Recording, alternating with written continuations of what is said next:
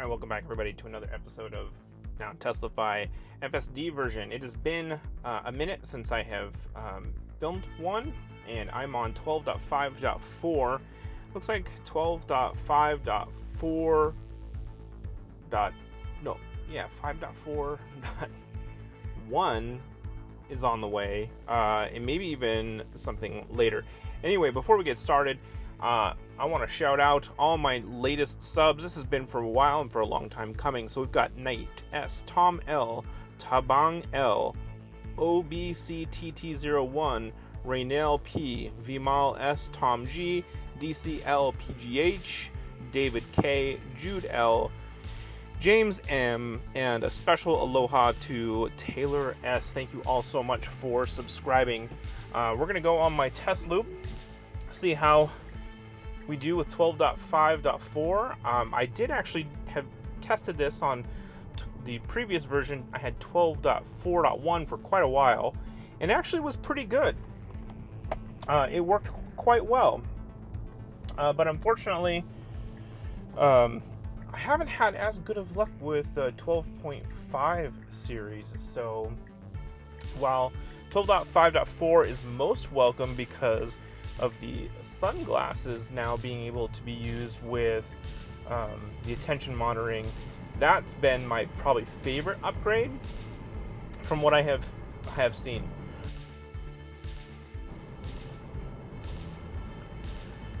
And that almost is worth some of the weird things that it is doing currently. So we're going to take a look at those. I'll kind of call them out. For this video, I will fast forward through the parts where it's a little bit boring, so we get a little bit shorter video for you. Timestamps will be available as well if you want to skip to some of those incidents and specific turns, etc. And if you want to shout out, all you got to do is subscribe. And I shout out my new subs on all of my FSD videos. So we could have totally gone here. There is a special lane for us to make a left into and merge with the traffic, but I have noticed this, that FSD still does not like to take a turn where there is, even if it's two lanes, it will not take that turn until the traffic is passed, even in that outside lane. So I'd like to see a little bit more confidence there, because that's something that's natural that usually happens. You'll also notice I'm getting an error on my car. It looks like it's time for me to replace the low voltage battery. I have a 21 Model Y Performance. I've had it for just over 3 years. I estimate probably about 39 months, so just over 3 years. And I think it should be under warranty. I saw just a quick post on Tesla Motors forum that it should be covered under warranty. I made a service request, although shout out to Eduardo on X. He mentioned that you actually don't need an appointment if you live near a service center. I don't. I have to travel to Seattle tomorrow for that. But Eduardo said that if you live near a service center, you can actually just roll up, and it's a 5-minute swap. So kind of sucks for me because I got to drive a little over 90 miles. It's going to take about 2 hours, a little over 2 hours to get there. Obviously I love driving my Tesla, so it's an inconvenience of my time more than it is like an issue of going over there. And the service center location isn't anywhere spectacular either, where it's like, oh, I've got a favorite restaurant nearby. But again, it should only be a 5-minute fix, and unless there's something else wrong. I'm getting a lot of errors that are probably related to the low voltage battery, but I also don't know that for sure until they say something. So really fast here, we had to slow down for that car. I didn't intervene, but man, it rolled right. Interesting. I suppose you can look at that two ways, right? Either it flew through that intersection at like an appropriate space, and like you can give it kudos for not really slowing down and trusting that person was going to finish his turn, and the timing of that interaction was good. Or you can say, holy crap, man, that was too fast, slow down. And I get a same here. This is only a 40, and it always speeds right up to like 50. So for FSD, I would not prefer that. That might be something I would do, but actually I'm going to turn on my radar detector. Usually I don't need it, right? Because usually it obeys the law. And, oh, you know what? I think I did see that some of the things are turned off, so maybe it actually turns off my... I bet you that's it. So, looks like FSD is working alright, but probably not being able to charge my accessories. In fact, I can... Looks like my phone might not be charging either. So the USB charging is disabled until I get that resolved. The other thing that I've learned is that there's, at least for my car, there's only 2 batteries they recommend. Oops, no, we're not going to go there for our testing sake. I always forget that. So sorry guys, that intervention is on me. That is not Autopilot's fault. We're waiting for the reroute. There it is. And we're going to go this way. So, so much for fast forwarding. I mean, I suppose you can fast forward. Again, timestamps below if you don't want to hear me ramble. But I do have things to chat about, I guess. I didn't really plan on it. But, so the low voltage battery, there's 2 that are recommended by Tesla.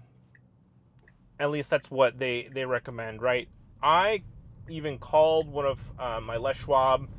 You know, they're a local like tire and kind of fix-it service. Really great if you're near Les Schwab. They'll fix flats for free if they can be patched. Like if your tire can be patched. Anyway, usually really great service from Les Schwab. I've trusted them with all my tire rotations, etc. They did not pay me to say that.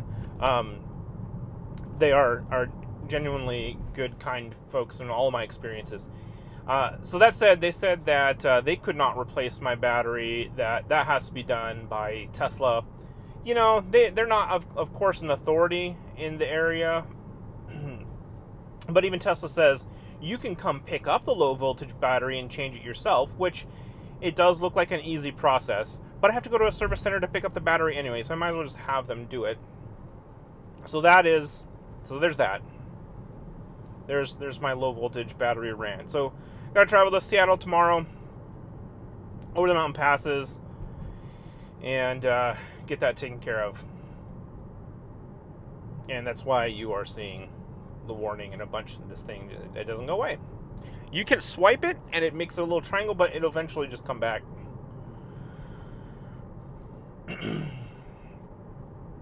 So, other tips in case, since we're waiting for our next turn here. Some other tips. FSD is doing great, obviously. That's why we're here, but clearly no hands-on.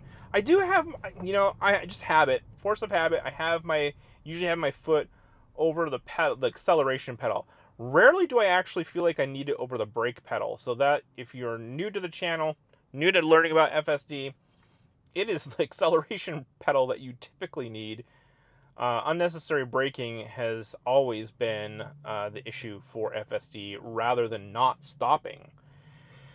So, force of habit, I have not pressed the accelerator. We have not had a disengagement or an intervention yet. So far, it's a fantastic drive, which I have experienced by and large.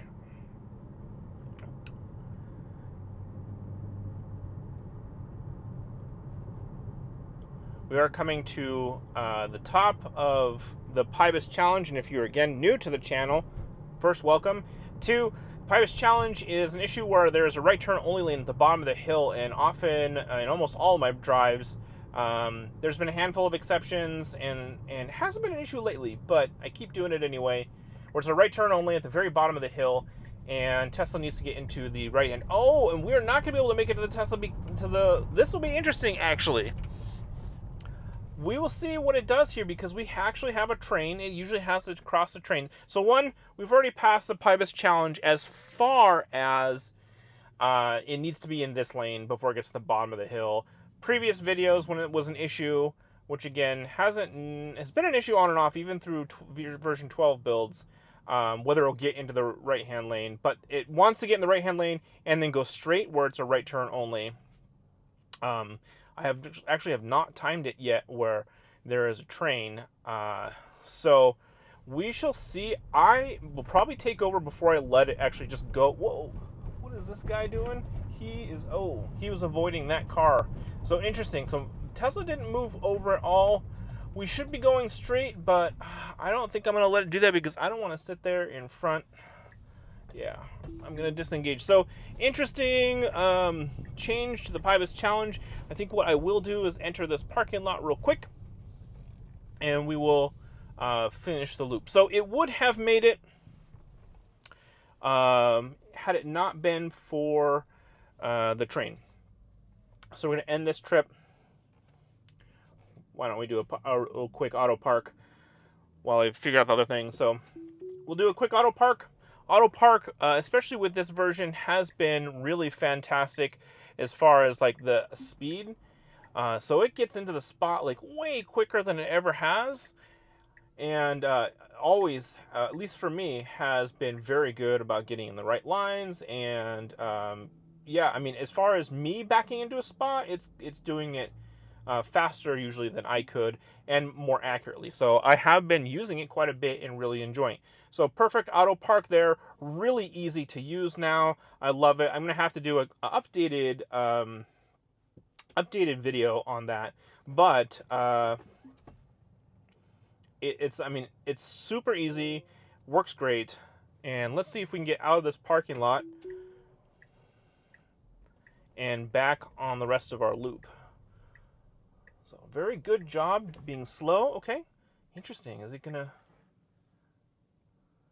It wants to reverse. So that's the super interesting thing about this version, is it can't reverse. I think it could clear it. I would probably try it myself, but it seems to be kind of stuck. Let me see if I can. I'll hit the accelerator a little bit, see if it can coax it. I don't see anything. Oh, it wants to make a left. Chevy EV, I think. It wants to make a left, but we need to go right. You need to go right, son. So I put the turn signal on for the right. I'm intervening. Okay, yep, dumpster's in the way. It can go. Okay. So it needed some confidence to get out of that parking lot. And it wanted to reverse, I think. Okay, we're going to go this way. Interesting. So a little bit different route for this loop. But that's fine. There really was only one other left-hand turn, which it always nails. And also one of the typical things you'll see for... Oh no, it's a new Silverado. I don't think it's an EV. Is it gonna... Okay, we're gonna go around. And this is gonna be kind of tight, I think. No! It just literally went around that Silverado. Oh my gosh, you guys. So... I didn't intervene, but oh my gosh, it just like went around that Silverado. I'm so sorry. Oh my gosh, so goofy. Oh my gosh. It totally just... You guys, that is...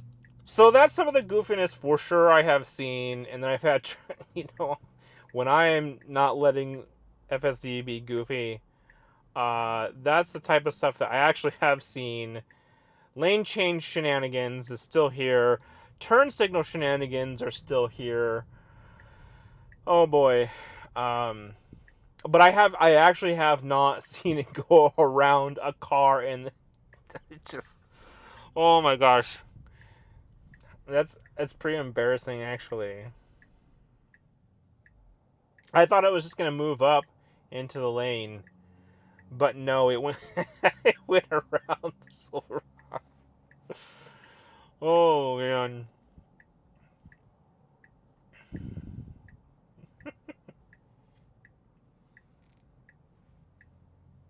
Where does a move like that come from?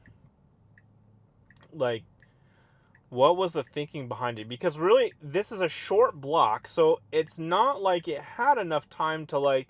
Well, I mean, it did it, right? But it wasn't... We weren't really going slow. I don't remember getting any sort of message or anything, although I wasn't necessarily watching the screen. But what? Why? Okay. So, good not getting in this left-hand lane because it is a left turn only. Are we going to see some more? No. I thought we might see some more lane change shenanigans into the right lane, but we've got a car coming up on the right. We're going really slow here, so we may see another lane change to go around if that's the thing. I believe I'm on Assertive. Autopilot. Oh, I'm only on average. I'm only on average, guys, and it wants to... That was assertive as fuck. I'm just gonna say it. Going around one truck is totally a middle finger. Man. And here I've posted videos of FSD being polite, letting people in while they're trying to come out from a grocery store a lot, right? Leaving enough room for them to get in. Here's the first lane, excuse me, turn signal shenanigans. Are we going to make a lane change? So it starts to, it never does. Okay, it did, but then it's going to get in the left-hand lane again here later. So this has always been like a lane change shenanigan alley for me. Again, if you've seen any of my previous videos, especially late V11 and early V12 still kind of did it. But V11 was really bad, and this was part of my normal test. I would go through this area what I call lane change shenanigans alley, and we might get another one here yet. So technically this is a good lane to be in. It's just never been in this lane. And good. All right, so we're in an appropriate lane here to reach like the ultimate, like the next, like the exit we need to get off on the bridge. This is the lane we want to be in. So I have never seen it have this much foresight on a path, as far as, we got to go through this light, we got to go through the next light, we got to make a left, we got to then get into the right lane. I've never had it do that much foresight, but here we go. I actually have not had to do it on this version. So again, 12.5.4 for me has not been fantastic. It's been okay. It's been comfortable, except for some of the, again, lane change shenanigans is like the biggest thing.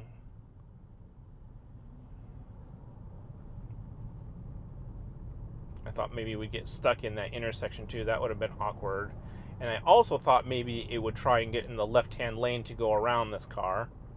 So again, rarely has it been in this outside left turn lane. Usually likes to be on the inside and then make a lane change. So this is, it would actually do this fairly frequently on V11, but V12 is more gravitated towards that inside left turn lane. So again, this is the lane we want to be in. And as mentioned just a second ago, we would have had to make a lane change here to get into this lane. So again, good foresight. I would love to see this. Like, this would be, even if it's not fast, like we're going way below the speed limit, I'm technically okay with that.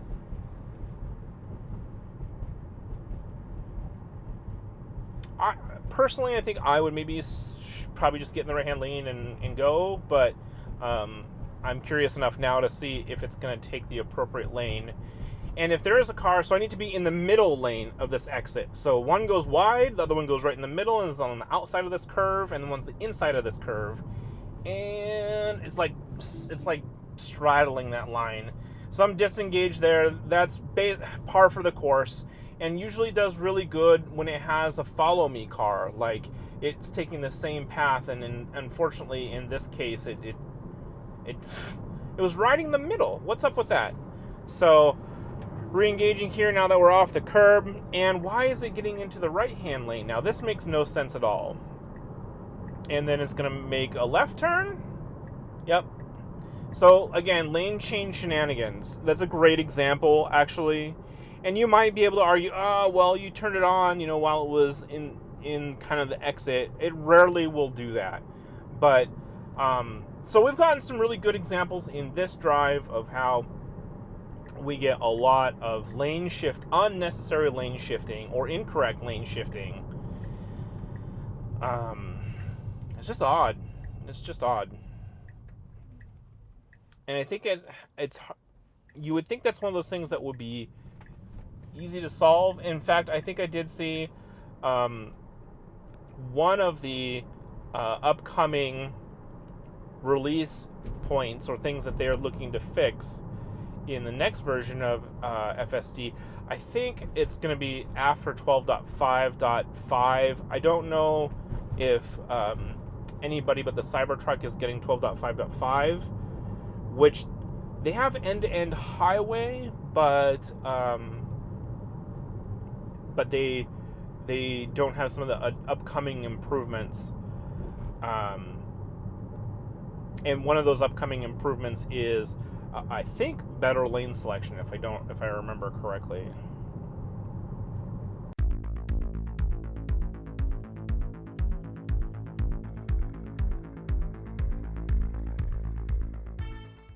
All right, so we just got essentially one more left turn, and that's it for this video. Overall, outside of the lane change shenanigans, really good. And the legendary cutting off the one car, not even in assertive mode. That's a highlight. That will be going as like a separate post on YouTube. But overall, again, outside of those issues, the lane changes and that exit, which has just always plagued my loop, really well done, very comfortable, loving the hands-free, loving the attention monitoring, especially with sunglasses now. Speed modulation is still something that's an issue and everybody seems to be experiencing, so I'm no different in that regard. But other than that, a pretty solid build. Autopark is working well. Definitely looking forward to having a consistently perfect intervention-free drive. It is. I can now have disengagement-free drives, unless I go on that loop, which that cloverleaf.